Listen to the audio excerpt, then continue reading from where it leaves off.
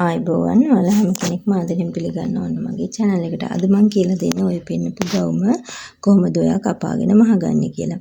ඒ සඳහා මම මේ වගේ lace cotton කියන fabric එකකින් යාර දෙකක් අරගෙන තියෙනවා මට අවශ්‍ය කරන උස තියලා. ඔයාලට දෙකමාරක් ඔය වගේ ගන්න පුළුවන්.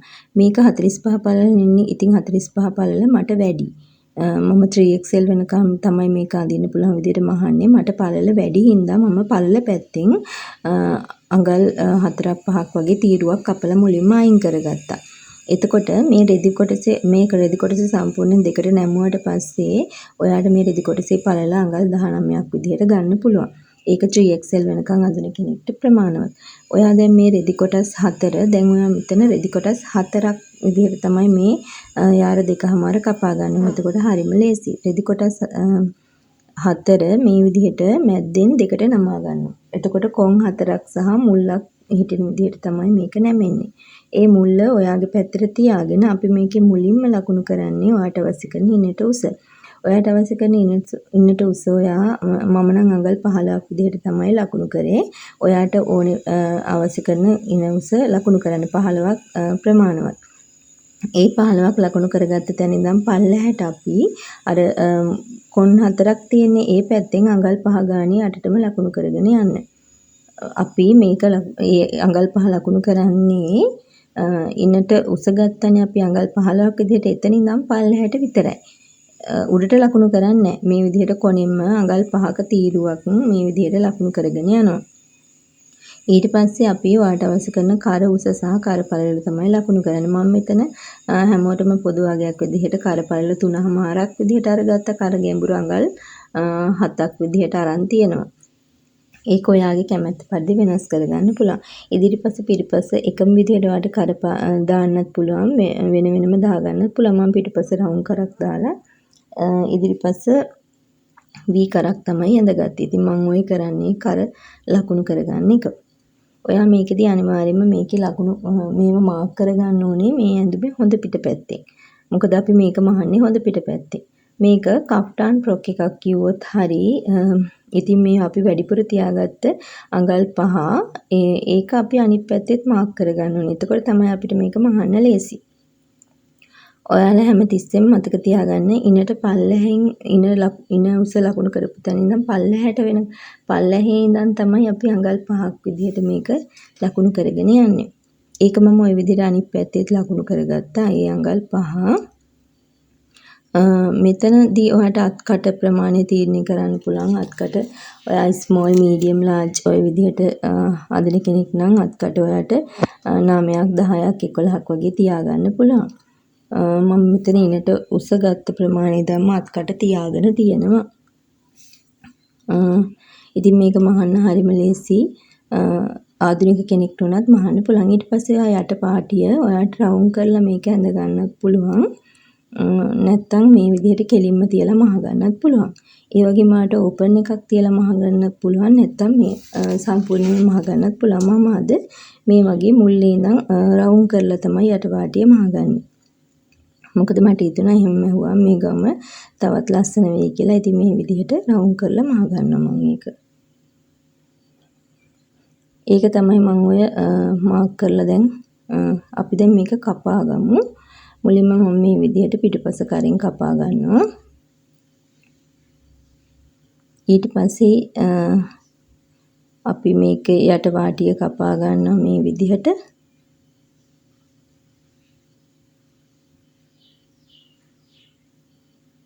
ඔයාලට මේක රවුම් කරලා මේ විදිහට හැඩ කරලා මහ ගන්න පුළුවන්. නැත්නම් කෙලින්ම මහ ගන්නත් පුළුවන්. ඉතින් මේ විදිහට කපාගෙන ඉවර වෙලා මේක අපි පිටුපස පළුව ඉවත් කරලා ඉදිරිපස පළුවේ කර හැඩය කපා ගන්න ඕනේ. ඔන්න මම එක පළුවක් ඉවත් කරා. ඊට පස්සේ ඔයාලට මෙතනදී තේරෙනවනේ අපි කොටස් දෙකක් විදිහට තමයි මේක අරගෙන දෙකට නමාගෙන තියෙන්නේ. ඔයා ගන්න උස ප්‍රමාණය අනුව ඔයාට කොටස් දෙකකට මේක කපා ගන්න පුළුවන්. මේ විදිහට ඉදිරිපස කරත් හැඩයත් මම කපා ගත්තා. දැන් අපි මේකට කර පේසින් කපා ගන්න ඕනේ. මම අද මේකට සුදු පාට රෙදි කොටසක් තමයි මේ කර පේසිමට දාන්න පාවිච්චි කරන්නේ. ඉතින් ඔයාලට මේ රෙද්දෙම උනත් දාගන්න පුළුවන්.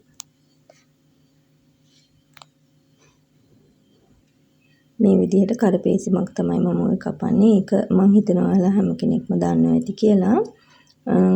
මොකද මේ ඔයාලා කරපේසිමක් කපනකොට මේ විදිහට තවත් රෙදි කොටසක් අරගෙන දෙකට නමාගෙන ඒකේ නැමුම් දාරයට මේ වගේ කර තියලා ඒ කර හැඩයෙන් පිටපත් කරගන්න.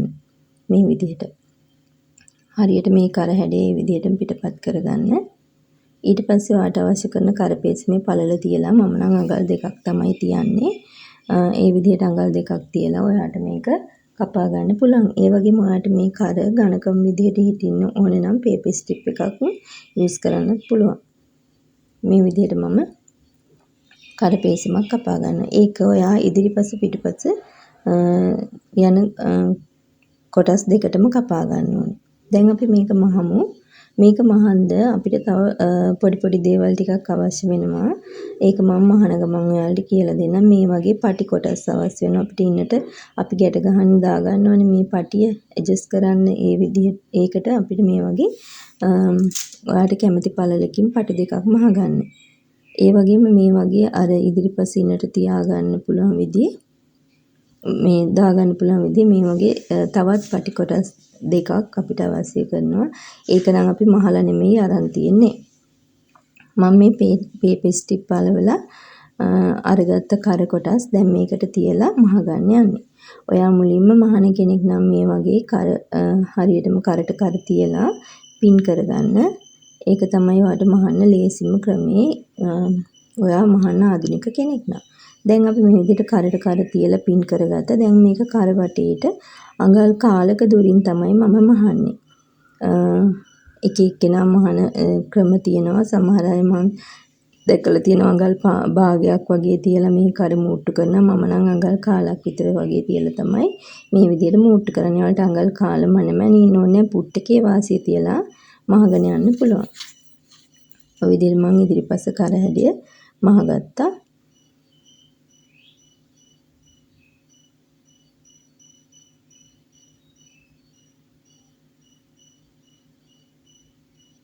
දැන් මම ඔය කරන්නේ වටේටම කට් මාක් දාගන්න එක කර වටේටම. මොකද අපිට කර අනිත් පැත්ත හරවලා මහනකොට මේ විදිහට කට් මාක් දාගත්තාම හරිම ලේසි. ඒ වගේම ඔයා කරට කර තියලා මහනකොට ඇඳුමේ හොඳ පිටට තමයි කර කොටසෙත් හොඳ පිට, ඒ කියන්නේ පේසින් කොටසෙත් හොඳ පිට තියලා මහගන්නේ. ඊට පස්සේ මම මේ වගේ මැහුම් වාසිය පේසින් කොටස පැත්තට හරවලා අවුට්ලයින් එකක් ගහගෙන යනවා මේ වගේ. එතකොට අපිට ඉබේම මේ කර අනිත් පැත්ත හරව ගන්න ලේසි. ඔන්න බලන්නකෝ දැන් මේක මැහුවහම මේ විදිහට තියෙනවා. මම පිටුපසත් මේ විදිහට මහලා අරගත්තා. දැන් ඊළඟ පියවර විදිහට අපිට මේක කරන්න තියෙන්නේ උරහිස මූට්ටු කරගන්න. ඔයාලට මේ උරහිස මේ මැහුම් වාසිය නොපෙනෙන්න මූට්ටු කරන්නත් පුළුවන්. ඒ විදිහට මූට්ටු කරද්දී මේ වගේ පේසින් කර තියලා මේ විදිහට කොටස් දෙක තියලා පිටුපස පේසින් කොටසෙන් මේ වගේ ඉදිරිපස පේසින් කොටස වහලා මහන්න. මේ වගේ ගානට මැහුම් වාසි දෙක එකට තියලා විදිහට මහන්න ඕනේ. ඒ විදිහටම ඔයා ඇඳුමේ අනිත් පැත්තේ උරහිසත් මූට්ටු කරගන්න. ඔයාලට උරහිස මූට්ටු කරන ගැටලු තියෙනවා නම් මගේ වීඩියෝ එකක් තියෙනවා. උරහිස මූට්ටු නොපෙනෙන්න මේ උරහිස කොහොමද මහගන්නේ කියලා. ඒ වීඩියෝ එකත් ගිහිල්ලා බලන්න. එතකොට ඔයාලට තියෙන ප්‍රශ්න තව ටිකක් මගහැරව ගන්න පුළුවන්. ඔය විදිහට මම එක පැත්තක් මහගත්තා. ඊළඟට මම අනිත් පැත්තත් ඒ විදිහටම මහගන්නවා. ඒ වගේම මම මේක පාස් දාන්න නැතුව ඔයාලට මේ විදිහට කියලා දෙන්නේ. ආධුනික කෙනෙක්ට උනත් මහගන්න ලේසි වෙන්න. එයාට ඉගෙන ගන්න ගමන් මහගන්නේ කොහොමද පුළුවන් වෙන්න තමයි මම මේ විදිහට ඔයාලට පියවරෙන් පියවර කියලා දෙන්නේ. ඔය මං මේ විදිහටම ඒ උරහිසත් අල්ලගත්තා. උරහිස් මේ පිටිපස පේසින් කොටස ඉදිරිපසට තියලා ඊට පස්සේ මේ විදිහට මූට්ටු කරගෙන යනවා. ඊළඟට බලමු අපි මොකද්ද මේ ගාමේ කරන්න තියෙන්නේ කියලා. දැන් අපි උරහිස මූට්ටු කරගෙන ඉවරයි. ඊට පස්සේ අපිට මේකේ ඉස්සරහට අපි අර ගැදර් කරගන්න පටියක් අල්ල ගන්නවනේ. පටි දෙකක් ඉන්නට අන්න ඒක තමයි කරන්න යන්නේ. ඒකෙදි මම මුලින්ම උරහිස මුට්ටේ ඉඳන් ඉන්නට තිබ්බ උස මේ විදිහට ටේප් එකෙන් මැනලා මාක් එකක් දාගන්නවා. දැන් මම කියවනේ අපිට මේකට පටි කොටස් ඕන වෙනවා කියලා. මේ ඒ විදිහට මම අඟල් දෙකක් පළල රෙදි කොටසක් අරගෙන මේ විදිහට දෙපැත්ත නමලා අයන් කරගත්තා. එතකොට අපිට මේක තියලා මහන්න ලේසි. දැන් මේ විදිහෙම පටි කොටස් දෙකක් අපිට ඕනේ. දැන් අපි කර මැද සිට මේකේ දෙපැත්තට අපි අඟල අඟල මාක් කරගන්නවා. මේ වගේ කර මැද ඉඳන් මම පල්ලෙහාට ඒ ඉනට අවශ්‍ය කරන දුර තියලා මෙතනින් ඔය හරි මැද ඉඳන් අඟලක් මේ පැත්තටත් අඟලක් එහා පැත්තටත් හිටින විදිහට දුර තියලා මාක් එකක් දාගෙන ඒතකොට සම්පූර්ණ දුර අඟල් දෙකක් මෙතන තියෙන්න ඕනේ. ඒ විදිහට කරගන්න දැන් අපි ගත්ත අපිට මේ වගේ අඟල් දෙකක් පළින් පටි කොටස් දෙකක් ඕනේනේ. මොකද ඉනේ ඉදිරිපස්සේ ඉනේ දෙපැත්තට අපි මේ පටි දෙක තියලා මහ ගන්න ඕනේ. ඒක අස්සෙන් තමයි අපි මේ කෝඩ් නූල පාස් කරගන්න ඕනේ. ඒකෙන් තමයි අපිට ඉනට අවශ්‍ය ගානට ඇඩ්ජස්ට් කරලා අපි මේක බැඳගන්නේ. ඉතින් ඒක අපි කරන්නේ අපි අර හදාගත්ත කෝඩ් නූල මේ වගේ අපි මුලින්ම අඟල් 5ක් අයිනෙන් අයින් කරා මතකයිනේ. වැඩිපුර තියලා මතක නේද? අන්න ඒ අඟල් 5 පටන් ගන්න තැනින් ඒ කියන්නේ අඟල් 5 අයින් කරපු ඒ තැනින් තමයි අපි මේක තියලා ටැග් කරගන්න ඕනේ. මම හිතනවා ඔයාලට තේරෙන්නේ නැති කියලා කියන එක. ඒක ටැග් කරන්නේත් ඔයා ඉනට අවශ්‍ය ඔයාගේ ඉන උස තියෙනනේ. ඔයා ඉනට අවශ්‍ය කරන උස ඇරපු දුර තියෙනවනේ. අන්න ඒ ඉන ළඟින් තමයි අපි මේක තියලා ටැග් කරගන්න ඕනේ. ඒක තියලා ටැග් කරනකොට පටිය එළියේ පැත්තට හිටින්න තමයි ඔයාලා තියලා ටැග් කරන්න ඕනේ. එතකොට තමයි අපි මේක අපි අල්ලන අනිත් බෙල්ට් කොටස ඇතුලෙන් පින් එකක් ආධාරයෙන් මේක පාස් කරගන්න ඕනේ. එතකොට තමයි අපි මේකට මේ ඇදලා අපිට මේක අවශ්‍ය ගන්නට ඇඩ්ජස්ට් කරගන්න පුළුවන් වෙන්නේ. දැන් මම මේ විදිහට තියලා ටැග් කරා. දැන් අපි ඊළඟ පටිය ඒ බෙල්ට් කොටස තියලා අල්ලගන්න තමයි මේ හදන්නේ. මේ විදිහට මේකේ දෙපැත්තම නවලා අරගන්න ඔයාලා. නැත්තම් පේනවනේ අපිට මේ අවසානයේ නිමාවක් නැතුව යනවනේ. ඒ විදිහට නමලා අරගෙන මේ වගේ දෙපැත්තම අපි මැහුම් වාසිය මින් නමලා ගත්තනේ අඟල් කාලක් වගේ. ඒ වගේ එක පැත්තකින් මේ තියලා මහ ගන්න. ඊට පස්සේ ඔයාලට අවශ්‍ය කරන දුරට මැහුවට පස්සේ ඔයා එතනත් අවසානයේ නවන්න එක මේ විදිහට. ඒ විදිහට නමලා එතන ටැග් කරගන්න. ඊට පස්සේ අපි මේකේ අනිත් පැත්තත් ඒ විදිහටම මහගෙන යන්න ඕනේ. අනිත් පැත්තත් ඒ විදිහට මහගෙන යන්නේ. මම ඔයාලට මේකේ එක පැත්තයි මහන හැටි පෙන්නන්නේ. ඔයාලා ඒ විදිහටම අනිත් පැත්තත් කරගන්න. ඔයාලා මතක තියාගන්න අපි අර පාස් කරන කෝඩ් නූල ඒක අපි එළිය පැත්තට තියලා තමයි ටැග් කරන්න කියන එක තමයි මතක තියාගන්න. ඊට පස්සේ තමයි අපි මේ බෙල්ට් එක ඇතුලෙන් යවලා ඒක ඉන හරියෙන් එළියට අරගන්නේ. අර අපි අඟල් දෙකක් දුර තියාගත්ත නම් එතනින් තමයි ඒක එළියට ගන්නෙ. මෙන්න මේ විදිහට තමයි දැන් මහගත්තට පස්සේ තියෙන්නේ. දැන් අපි මේක පින් එකක් ගහලා බෙල්ට් එක අස්සෙන් පාස් කරගමු.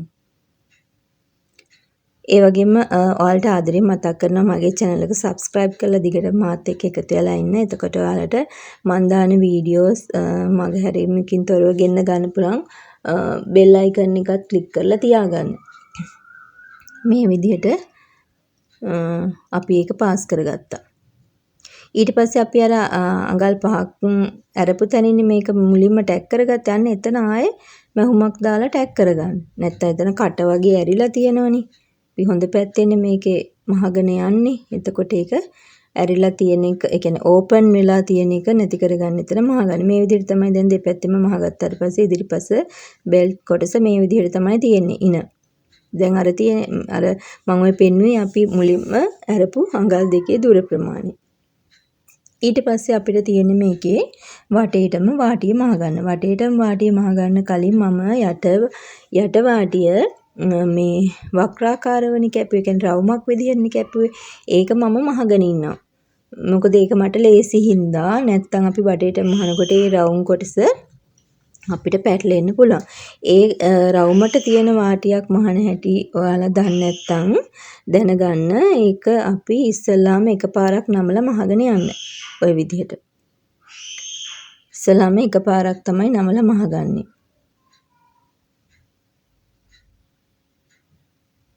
ඊට පස්සේ අපි නැවතත් ඒක ඒ විදිහටම අඟල් කාලක් දුරට වගේ නමලා මේ වගේ මහගන්නවා.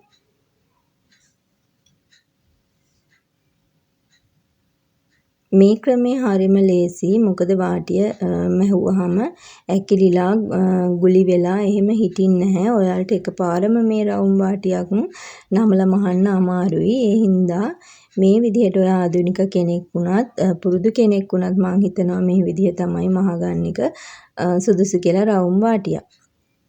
ඒ විදිහට ඔයාලත් මහලා බලන්න වාටිය ඇකිලෙන්නේ නැවෙන්නේ නැතුව මහගන්න පුළුවන්. ඊට පස්සේ අපි වටේටම මේකේ වාටිය මහගන්නවා ඇඳුමේ. කොටුවක් ආකාරයටනේ තියෙන්නේ. ඒක අපි මේ විදිහට දෙපාරක් නමලා මේ විදිහට මහගෙන යනවා. මේ ඇඳුම හරිම ලේසි මහගන්න. මම ඔයාලට මේක හිමීට කියලා දෙන්නේ ඉගෙන ගන්න ලේසි වෙන්න. ඔයාලා මේක මේ පුරුදු වෙලා බලන්න හරිම ලේසි. ඔයාටත් මහගන්න පුළුවන්. ඔයාගේ ගෙදර අයටත් මහලා දෙන්න පුළුවන්. මේක හැමෝටම සුදුසු ඇඳුමක්. ඉතින් මේක ඔයාට ලොකුවට මහලා ඉනේ ගන්නට ඇඩ්ජස්ට් කරගන්නත් පුළුවන්. ඔයාට මේක බිස්නස් එකක් විදිහට වුණත් කරගෙන යන්න පුළුවන්. මේ විදිහේ ඇඳුම් මහුවහම ඔයාට මේක එකම බ්ලොග් එකකින් ඔයාට මේකේ 3XL වෙනකන් ඔයාට මහන්න පුළුවන්. එතකොට ඔයාට හරිම ලේසි බිස්නස් එකක් වුණත් කරගෙන යන්න. ඉතින් මේ විදිහට තමයි මහලා වටේටම වාටි මහලා වුණාට පස්සේ තියෙන්නේ. ඊළඟට අපිට තියෙන්නේ අපි අර කොනේම අඟල් 5ක් දුර තියලා මාක් කරගත්තනේ. අන්න ඒක අපි ඉනේ ප්‍රමාණයට එතන ඉඳන් අපි මාක් කරගත්ත ඉනට උස තියපු තැන ඉඳන් ඒ ටික අපි දැන් මහගෙන යන්න ඕනේ. කෙලින් ඉරක් තමයි අපිට මහගන්න තියෙන්නේ. ඒක මහන්නේ අපි හොඳ පිට පැත්තේ. ඉතින් මේ විදිහට දෙපැත්තම අපි මහගන්න ඕනේ. මේ අපි දෙපැත්තම ඒ විදිහට මාක් කරගත්තනේ. දෙපැත්තම මහගන්න. ඊට පස්සේ මම යටින් පොඩි ඕපන් එකකුත් තියාගන්නවා. ඒක ඔයාට අවශ්‍ය දුර මාක් කරලා එතන ඉඳන් උඩට මහගෙන යන්න. අපි අරගත්තේ අඟල් 5 අයින් කරපු දුර මහනකොට ඔයාලා යට පැත්තේ ඉඳන් තමයි මහන්න ඕනේ. එතකොට ඔයාලට ඕපන් එකට අවශ්‍ය කරන දුර තියලා උඩට ඉන ගාවට මේක මහගෙන යන්න පුළුවන්. ඔයාගේ ඉන මාක් වෙලා නැත්තම් මේ වගේ අඟල් 5ක් ඔයා ටේප් එක තියලා මේ විදිහට මාක් කර මහගන්න පුළුවන්. ওই විදිහට මම දෙපැත්තම මහගත්තා. ඉතින් මම මේ ගවුම දැන් මහලා ඉවරයි. හරිම ලේසි මේක මහන්න. ඔය තියෙන්නේ තියාගත්ත ඕපන් එක. ඒ වගේම ඔයාලට මේක තව ලස්සන කරගන්න රේන්ද වගේ දේවල් අල්ලගන්න පුළුවන්. මම අද මේක අත්ත වාටියට මේ වගේ පුංචි රේන්දයක් අල්ලනවා. ඉතින් ඔයාලටත් පුළුවන් මේ විදිහට අල්ලගන්න. ඉතින් අද මේ ගවුම මහලා ඉවරයි. මේක ඔයාලට මහලා බලන්න. මහලා බලලා මට ෆොටෝස් දාන්න. ඒ වගේම හොඳයි නම් ලයික් කරලා කමෙන්ට් කරලා ෂෙයා කරලා එකතු වෙලා ඉන්න. මේ තියෙන ෆිටෝන් එක. එහෙනම් ආයෙ වීඩියෝ එකකින් හම්බෙමු. ගිහින් එන්නම්.